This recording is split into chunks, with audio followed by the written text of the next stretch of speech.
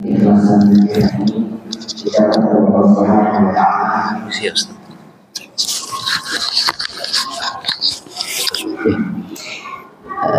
oleh Allah Subhanahu wa taala sebagai satu amal ibadah yang nantinya dan pastinya menjadi harapan kita semuanya bisa memberikan timbangan kala di yaumil qiyamah fi yaumi la yanfa'u malun wala banun illa man atallaha biqalbin salim. Salawat beriring salam tidak lupa kita aturkan kepada baginda Rasulullah sallallahu alaihi wasallam yang sama-sama kita nantikan syafaatnya kala di yaumil qiyamah.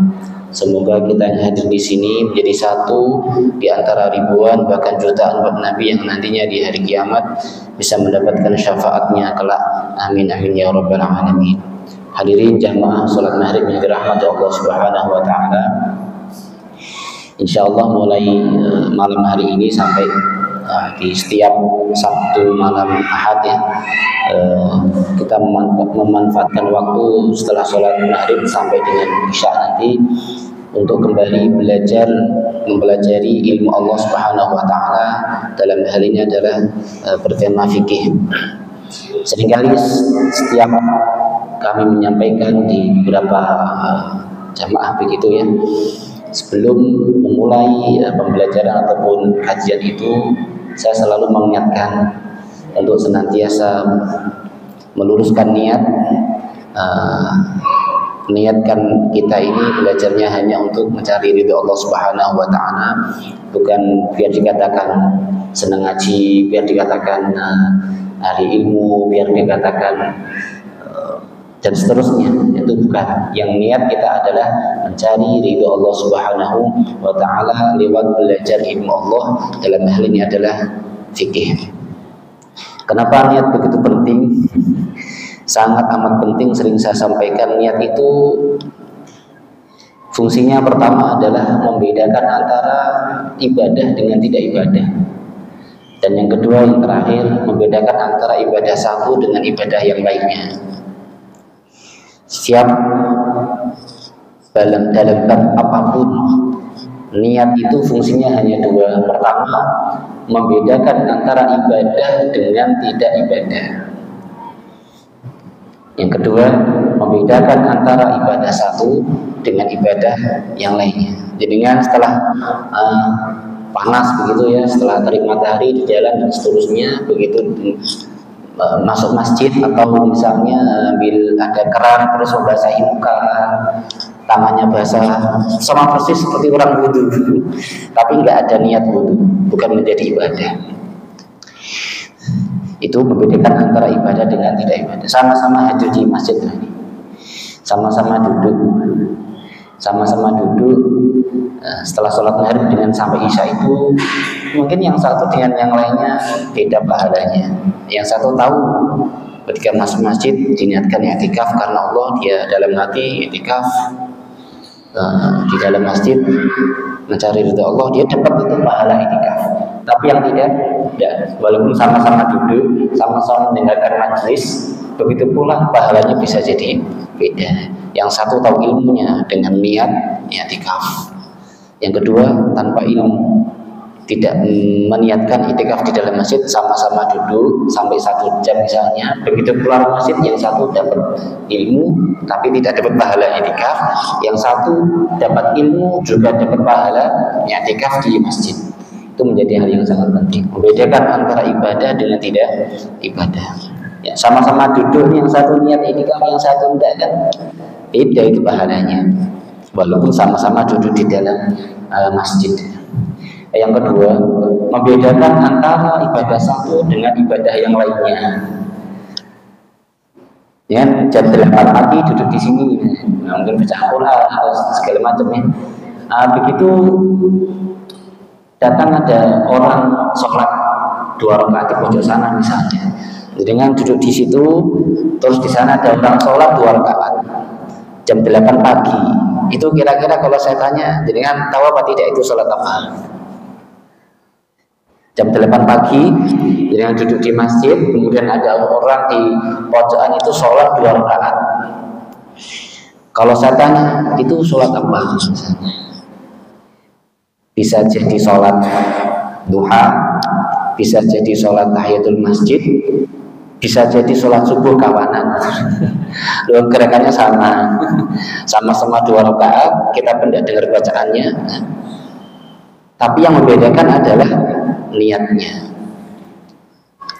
Yang membedakan adalah niatnya, karena niatnya misalnya sholat duha, berarti dia sholatnya adalah sholat duha. Membedakan antara ibadah satu dengan ibadah yang lainnya. Maka sebelum kita mulai aktivitas apapun, kita pastikan niat kita betul dulu, karena itu menjadi hal yang sangat penting. Oleh karenanya Imam An-Nawawi dalam kitab Al-Arba'in An-Nawawiyah itu, kita sering membaca tahap pertama beliau tulis adalah niat, innamal a'malu binniyati wa innamal likulli imrin, sampai akhir hadal hadis. Nah itu begitu ya. Maka pertama diluruskan dulu niatnya. Jangan sampai kemudian kita melakukan aktivitas tanpa kita meluruskan niat kita. Maka seorang imam bernama Ibnu Athaillah itu di dalam kitabnya Al-Hikam beliau menyampaikan, min alamatin najahi fin nihayat ar-ruju' ila Allah fil bidayat. Di antara tandanya sukses seseorang di akhir sebuah aktivitas kegiatan apapun itu, ar-ruju' ila Allah fil bidayat. Di awalnya dia kembalikan kepada Allah. Aktivitas apapun, ibadah apapun, kegiatan apapun, min alamatin najahi fin nihayat ar-ruju'u ila Allah fil bidayat. Ini ada di dalam kitab namanya Al-Hikam karya Ibnu Athaillah As-Sakandari, ulama Mesir. Beliau menyampaikan di antara tanda-tanda kesuksesan, keberhasilan seorang di dalam akhir suatu kegiatan, suatu pekerjaan, ibadah dan seterusnya, ar-ruju' ila Allah fil bidayat, kembali kepada Allah di awal aktivitas itu. Misalnya nih kegiatan jenengan menghadiri majelis, kita buka majelis ilmu, baik fikih, hadis, Bulughul Maram, Riyadhus Shalihin, atau Al-Quran, tafsir dan segala macam, itu diantara tandanya nanti di akhir itu sukses. Ar-ruju' ila Allah fi bidayat, niat awal kita hanya kembali kepada Allah. Maka begitu pentingnya sebuah niat di dalam setiap aktivitas apapun. Oleh karenanya saya mengingatkan kembali, sebelum kita mengawali aktivitas kita ini, kajian ilmu tentang fikih ini, kita niatkan benar-benar mencari ridho Allah Subhanahu wa taala.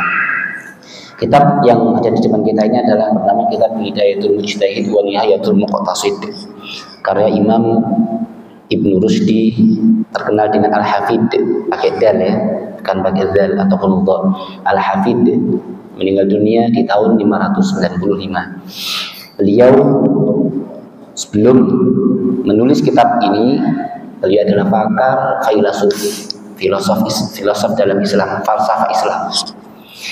Filasufi, seorang filosof, pakar filsafat, kemudian pakar kedokteran pula, pakar qiraah, segala macam gitu. Jadi Insya Allah ya, kalau kita lihat alim punya satu kitab dalam fikih, bukan berarti dia hanya fokus di dalam satu kitab itu gitu. Dia juga punya karya yang lain, karya yang contoh Imam Ghazali. Kita yang tahu, kita kenal Imam Ghazali sebagai pakar apa? Usul fikih, dia punya kitab Al-Mustasfah Al-Manhul. Fikih, dia punya kitab Asrarus Shalah, Asrarus Zakat dan seterusnya. Kemudian tarbiyah, beliau punya kitab Ayyuhal Walad dan seterusnya.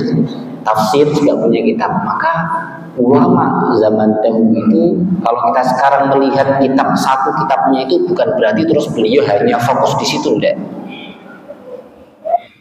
Gitu. Sama dengan Ibnu Rushdi. Kita baru kenal dengan kitabnya yang bernama Bidayatul Mujtahid wa Nihayatul Muqtasid. Bukan berarti beliau adalah hanya pakar fikih, enggak. Beliau pakar filsafat, kedokteran. Ditantang sama temannya, wahai Ibnu Rushdi, orang yang tercerdas itu dia yang bisa menulis sebuah karya yang bukan bidangnya. Contoh misalnya, ini terjadi ulama bernama Ibnu Malik Al-Andalusi.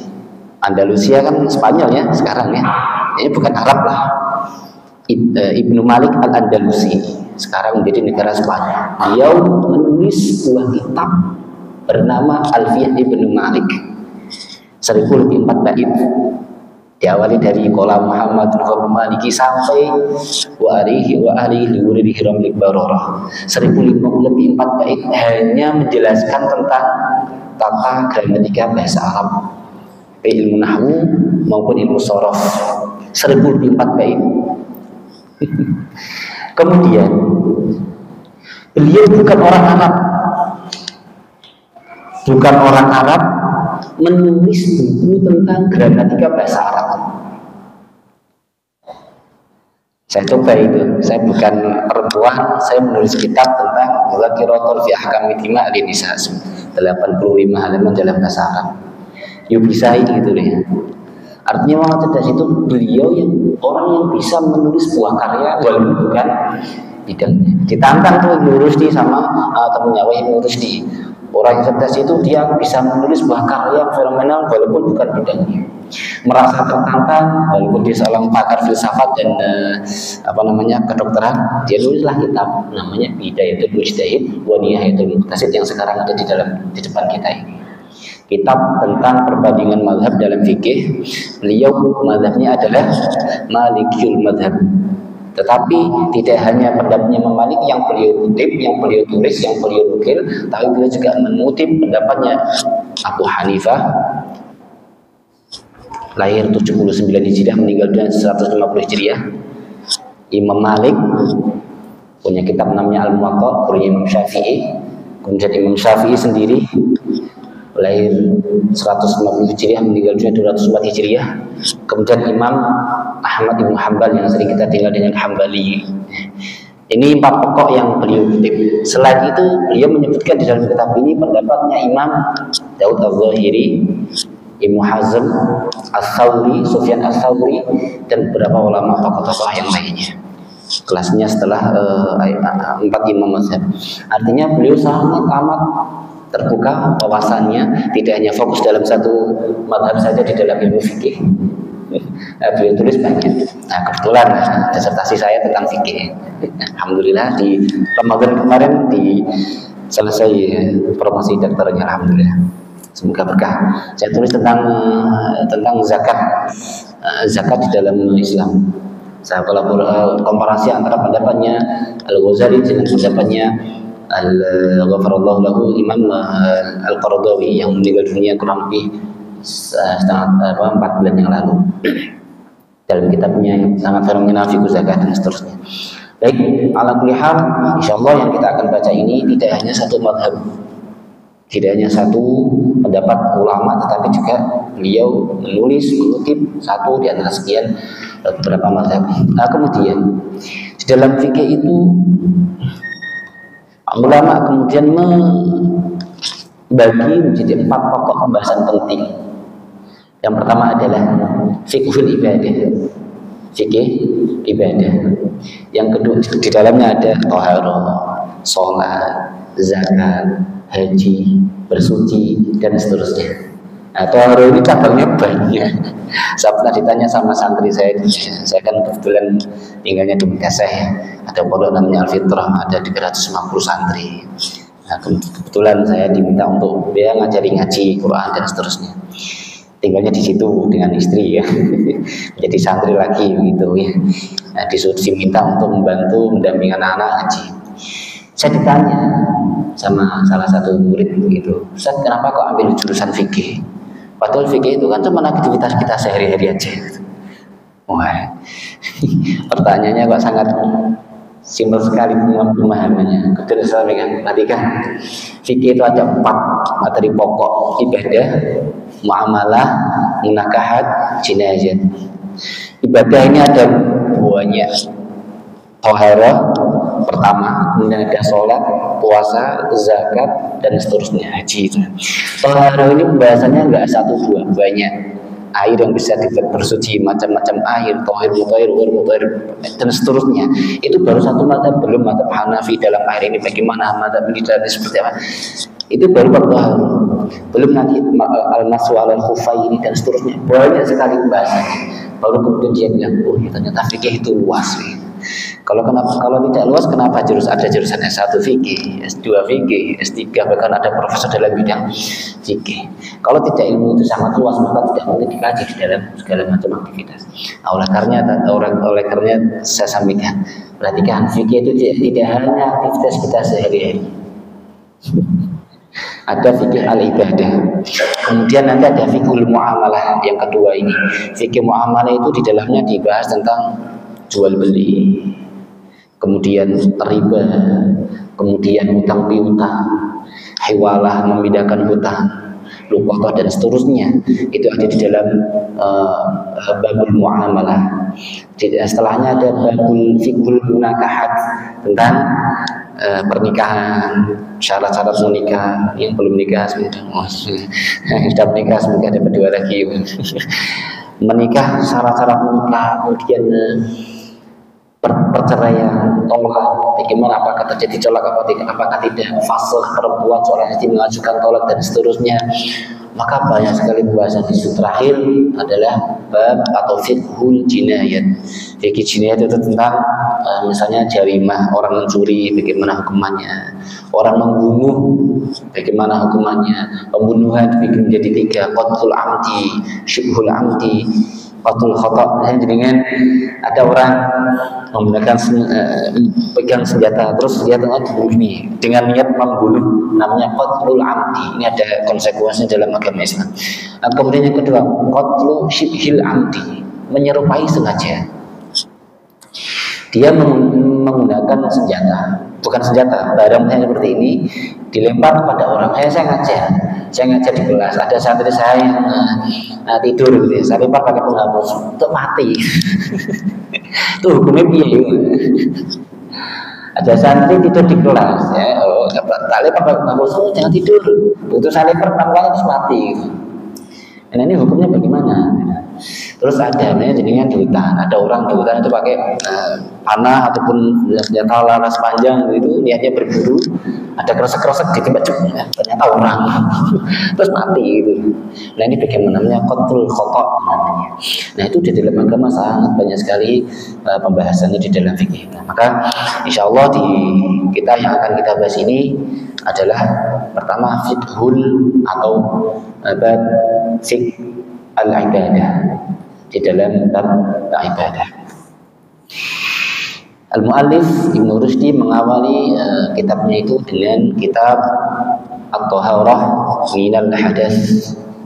Kalau kita perhatikan itu di dalam kitab manapun fikih, dari yang terkecil sampai yang terbesar, dalam kitab mazhab Syafi'i, Hanafi, Hambali maupun Ahmad, pertama yang dibahas adalah tentang taharah, bersuci. Syafi'i misalnya ada Safinatun Najah, misalnya dalam fikih Syafi'i ada Sulamut Taufiq, misalnya ada Fathul Qarib, ada Fathul Mu'in, ada Fathul Wahab dan seterusnya. Itu bab pertama yang kita temukan ada tentang at-taharah. Hal yang sama dengan fikih Hanafi, fikih Maliki dengan kitab Al-Muwatta itu miskin itu begitu.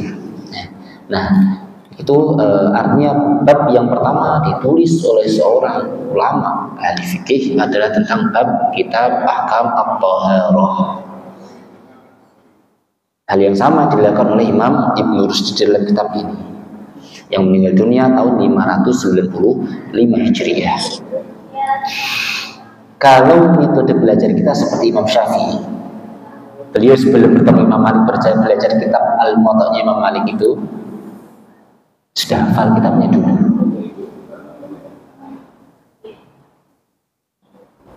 Jadi ketika Imam Syafi'i menghadiri majelisnya Imam Malik belajar Al-Muwatta', ingin mencari sanad ilmu, mengambil ilmu dari Imam Malik, itu Imam Syafi'i nggak punya kitab, nggak punya alat tulis, duduk di belakang. Yang beliau lakukan adalah ketika Imam Malik menjelaskan Al-Muwatta' dan syarah-syarahnya itu, Imam Syafi'i hanya menggunakan tangan membasahi lidahnya, terus ditulis tangannya, kan langsung hilang itu, karena langsung hafal. Dilihat sama Imam Malik, kamu siapa kau duduk di belakang sana, tidak menjelaskan atau menulis, atau tidak mendengarkan atau menulis materi saya, malah mainan lidah dan ludah. Terus maju ke depan, ta'ala huna ilal amam, maju ke depan sini. Begitu maju, man anta, ana Syafi'i. Kamu siapa? Saya adalah Syafi'i. Belum jadi imam madzhab ya, masih Syafi'i itu. Muhammad bin Idris Syafi'i. Kenapa kamu tidak mendengarkan dan menulis penjelasan saya, tapi malah mainan ludah dan mainan lidah? Saya mendengarkan wahai imam. Ya sudah, baca hadis ke 2571. Allah Rasulullah Sallallahu Alaihi Wasallam. Kaget Imam Malik. Baca hadis kelima itu, Allah Rasulullah Sallallahu Alaihi Wasallam bisa membaca semua dengan fasih dan hafal. Engkau siapa? Saya adalah Syafi'i. Sejak itu beliau ini Imam Syafi'i menjadi murid kesayangan Imam Malik. Sudah hafal kitabnya dulu, baru belajar dengan mu'alifnya. Itu kalau kita laksanakan metode seperti itu, jadi kan sebelum datang ke sini sudah hafal kitabnya ini duluan. Waduh, luar biasa itu. Oleh karenanya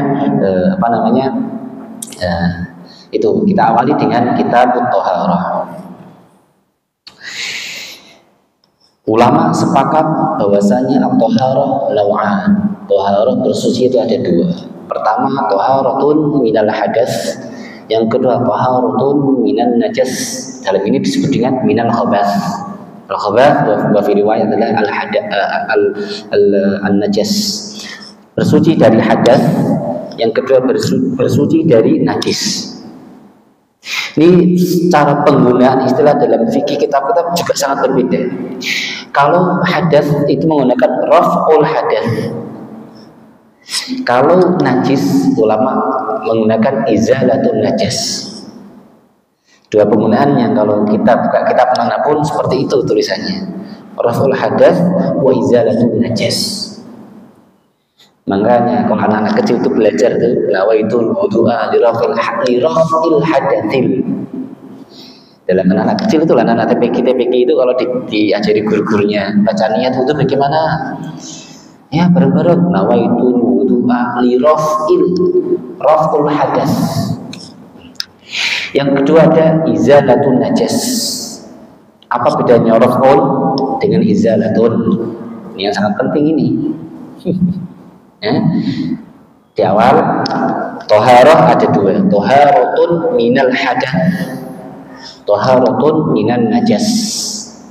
Penggunaannya juga sangat berbeda dalam bahasa. Raf'ul hadath, izalatun najas. Apa bedanya raf'ul hadath? Apa bedanya izalatun najas? Kalau raf'ul hadath mengangkat hadath yang tidak terlihat. Wudu itu raf'ul hadath. Karena tidak terlihat bendanya itu loh ya.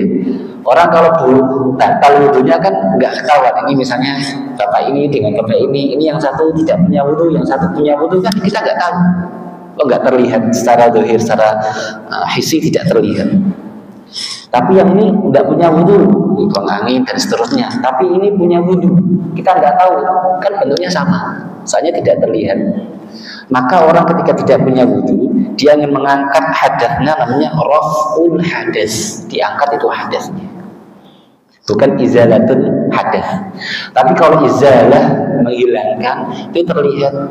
Di masjid ini ada najis misalnya ini ada kotoran ayam, terlihat itu kotorannya, dihilangkan. Cara menghilangkan pun ulama kemudian dihilangkan najis ainiyahnya dulu pakai alat, kemudian tinggal najis hukmiyah dihilangkan pakai dan seterusnya.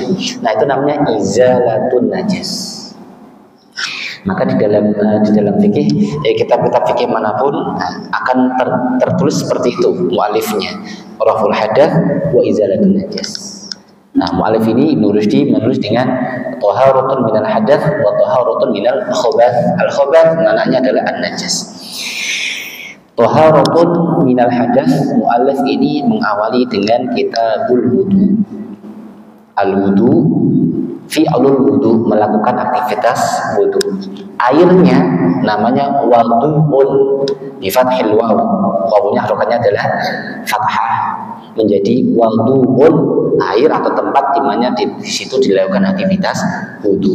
Aktivitasnya namanya wudu. Maka kalau kita ini sudah wudu belum, kan begitu. Ternyata dalam pembahasan fikih secara mendalam ada namanya wadun. Beda harokat sangat berbeda makna.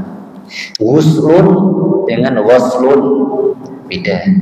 Ghuslun membasuh, ghuslul rijlaini, ghuslul yadaini. Tapi kalau ghuslun mandi, ghuslul janabati, mandi janabat, ghuslu yaumil jumu'ati, mandi hari Jumu'ah bidomil mim.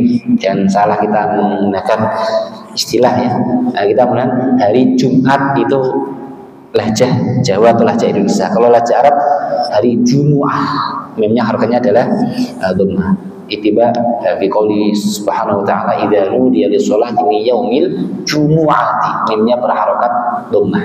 Nah, al-wudu, aktivitas wudu itu pertama yang mu'alif lakukan adalah ad-dalil ala wujubil wudu, dalil diwajibkannya berwudu dari ayat Al-Qur'an. A'udzubillahi minasyaitonir rajim.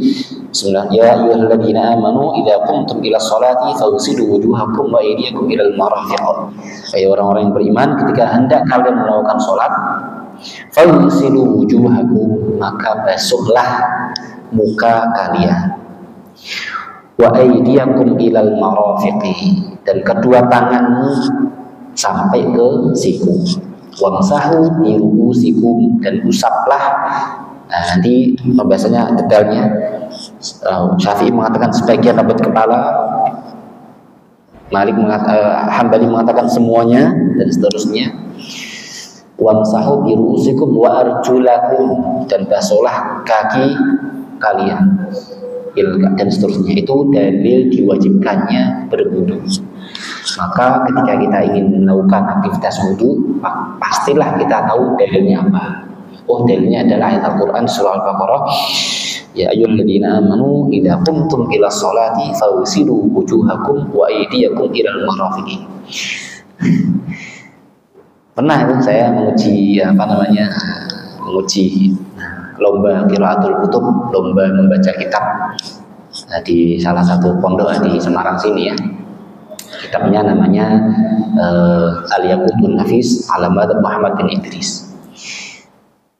Saya tanya anak mahasiswa, yang lomba itu mahasiswa, saya tanya, Anda pakai bahasa Arab ya, Anda ini kuliah di mana? Di kampus nih. Apa jurusannya? Syariah. Jurusannya apa? Syariah. Bacakan ayat tentang berwudu. Tidak bisa bunyi. Padahal jurusan syariah. Jurusan syariat itu kan pastinya bab-bab tentang fikih sudah tahu paling tidak. Ayat yang paling pokok dalam berwudu ya ini. Saya tanya, bunyikan ayat tentang berwudu. Tidak bisa. Semester berapa? Semester 6. Oh, sadis itu kan 6 ya. Ini berarti sadis ini. Ayat wudunya nggak bisa gitu.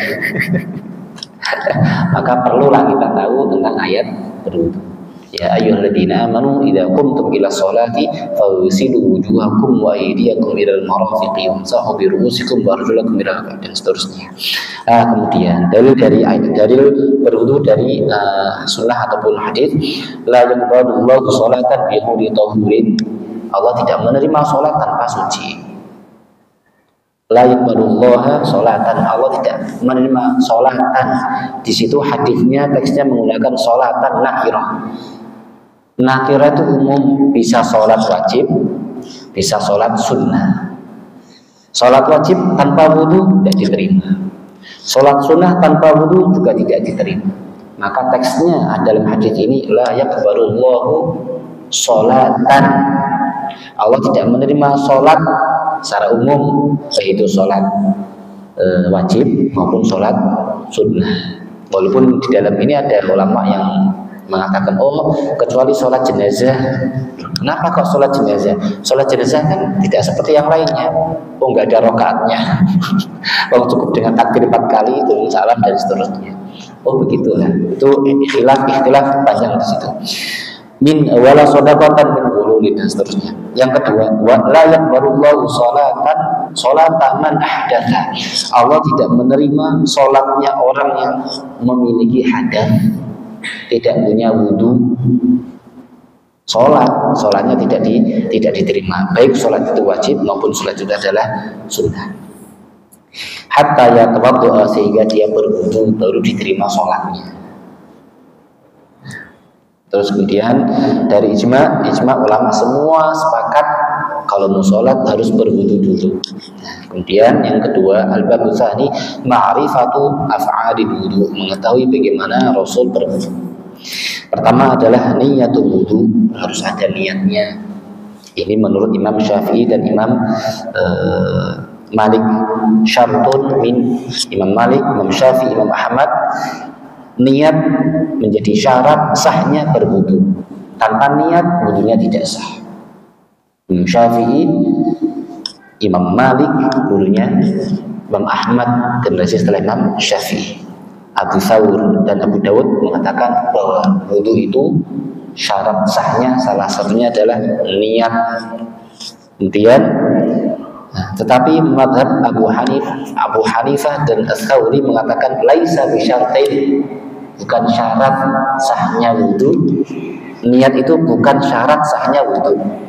Ini Abu Hanifah, Sufyan Ats-Tsauri mengatakan bahwasanya wudu tanpa niat sah.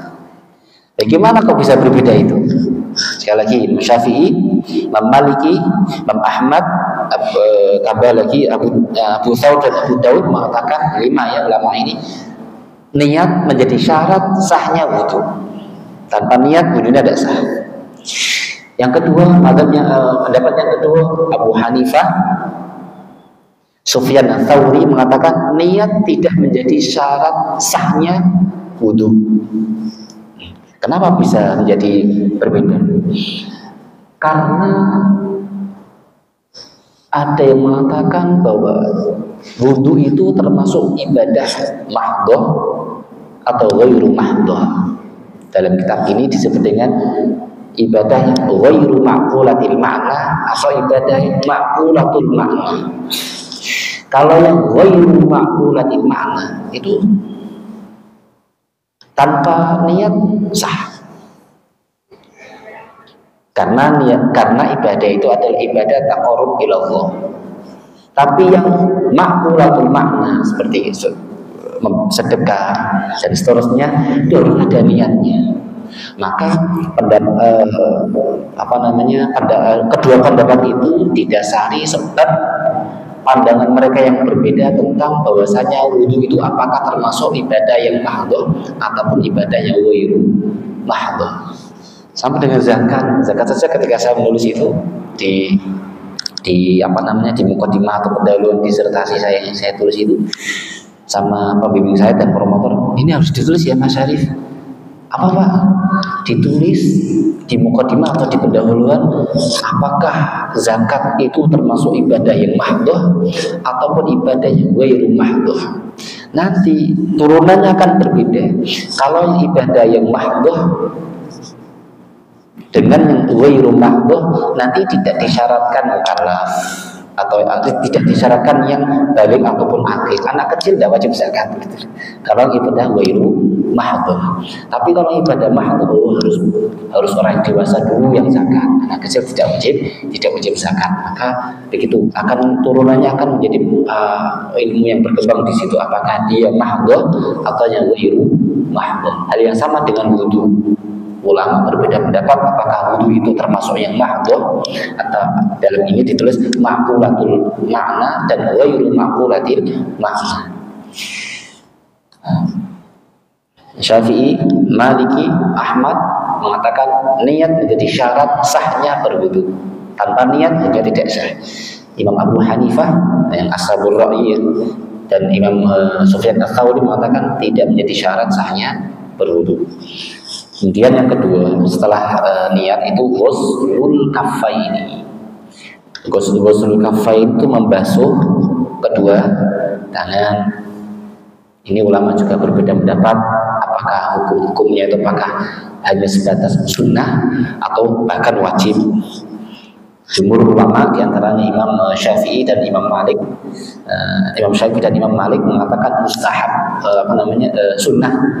Sunnah berarti tidak mendekati, tidak wajib ya, hanya sunnah saja. Apalagi ketika bangun tidur itu kan kita tidak tahu tangan kita kemana saja pas waktu tidur itu ya. Maka ketika bangun tidur mau berwudu membasuh kedua tangannya. Kemudian setelah membasuh tangan ada al-madmadah wal istinsyaq. Al-madmadah itu berkumur, istinsyaq itu memasukkan air ke dalam hidung, mengeluarkannya namanya istinsar. Bagaimana hukum madmadah? Bagaimana hukum istinsyaq? Bagaimana berkumur itu? Hukumnya bagaimana? Dan istinsyaq memasukkan air ke dalam hidung itu sebelum berwudu bagaimana hukum? Bagaimana hukumnya? Ulama ada 3 pendapat. Pertama adalah innahuma sunnatani. 2 ini semuanya sunnah. Baik berkumur maupun memasukkan air ke dalam hidung itu hukumnya dua-duanya adalah sunnah. Dan itu pendapatnya Malik dan Syafi'i dan Abu Hanifah. Malik, Syafi'i, Abu Hanifah mengatakan berkumur dan istinsyaq memasukkan air ke dalam hidung itu sunnah. Kedua, pendapat yang kedua, madmadah dan istinsyaq fardu, wajib. Kata-kata fardu dengan wajib harus dibedakan ya. Di dalam istilah ilmu fikih itu fardu sama dengan wajib, kecuali Imam Abu Hanifah. Imam Abu Hanifah membedakan antara fardu dengan wajib. Kalau fardu itu dalilnya adalah dalil naqli dari Al-Quran, hadis. Tapi kalau wajib dalilnya bukan dari Al-Quran maupun hadis. Tapi selain Abu Hanifah menganggap fardu ya sama dengan wajib gitu. Itu hanya sekedar istilah. Maka di sini karena beliau maliki madhabnya ya, di awal tadi saya sampaikan Imam Ibnu Rushdi mu'alif hadzal kitab, dia adalah maliki madhab, madhabnya maliki, tapi ditulis di kitab ini pendapat ulama-ulama yang banyak. Maka dia menggunakan istilah fardun ya. Fardu, dua-duanya fardu. Dan ini pendapat Imam Ibnu Abi Layla jama'atun min ashabi Dawud. Tidak terlalu mazhab yang terkenal ya. Pengikut Abu Dawud dan Imam Ibnu Abi Layla mengatakan madmadah, berkumur dan istinsyaq adalah fardu. Tanpa itu berarti tidak sah wudunya. Wong itu fardu. Nah, yang ketiga dipisah itu antara istinsyaq memasukkan air ke dalam hidung itu dan madmadah. Mengatakan istinsyaq itu wajib, masukkan air ke dalam hidung. Yang kedua madmadah atau berkumur itu adalah sunnah. Dan ini pendapatnya Abu Thawr, Abu Ubaidah wa jama'atun min ahli zahir dan al-zahiri. Ala kulli hal jamaahul ulama di antaranya Imam Malik, Imam Syafi'i, Abu Hanifah menganggap dua-duanya adalah sunnah. Maka kalau kita berwudu jangan sampai lupa berkumur dan memasukkan air ke dalam hidung. Ada yang mengatakan berkumur sendiri, kemudian masukkan air ke dalam hidung, aktivitas sendiri. Ada yang mengatakan dua-duanya dilakukan dengan bersamaan. Bagaimana itu? Ambil air, kemudian sebagiannya dimasukkan ke dalam mulut, berkumur, sebagian lagi dimasukkan ke dalam hidung. Mau disendirikan, mau digabungkan, tidak ada masalah. Yang penting dua-duanya dilakukan. Itu hukumnya sunnah indah Malik wa Syafi'i wa Abu Hanifah. Kemudian al-mas'alatu ghuslul wajhi, masuk muka. Setelah tadi yang awal uskafa ini sudah, terus berkumur sudah, sekarang ghuslul al-wajhi, membasuh muka. Ulama sepakat itu adalah termasuk fardu, wajib dibasuh. Istidlalan dengan ayat idza qumtum ila sholati faghsilu wujuhakum, basuhlah muka kalian. Yang menjadi masalah ikhtilaf ulama adalah muka ini batasannya mana? Muka itu batasannya mana? Apakah yang terlihat ini, kalau yang nggak terlihat tidak muka namanya? Atau semua bagian atas sampai dagu sampai sini, apakah disebut dengan muka? Ulama juga berbeda pendapat. Ini loh, jendel kuping ini, yang ini dengan rambut ini Nah ini apakah termasuk muka atau tidak? Nah itu ulama berbeda pendapat. Jumhur ulama mengatakan muka itu min mana bidi syari. Sampai jam berapa? Sudah Syar 5 menit lagi. Oke, 5 menit lagi sampai muka selesai, Jawa selesai. Karena sudah nganggur masuk di muka. Muka itu min mana bidi syari, di tempat tumbuhnya rambut. Nah, kalau masjid saya buka ini, nah tempat tumbuhnya di mana? Di sini. Nah ini mana? Di sini sampai ke dagu ini muka. Terus sampai kuping ke kuping lagi namanya muka. Saat kalau orang nggak punya rambut dan gimana? Orang nggak punya rambut ini sampai sini muka semuanya ya tidak. Orang tidak punya rambut itu dilihat. Oh rambut itu tumbuhnya biasanya di mana? Oh di sini ini. Jadi orang yang nggak punya rambut sampai sini misalnya baru tumbuh rambut itu ya, umumnya itu kan di sini, makanya dibasuh sini. Kemudian berbeda pendapat lagi batas tumbuhnya rambut ini apa dibasuh apa tidak. Kaidahnya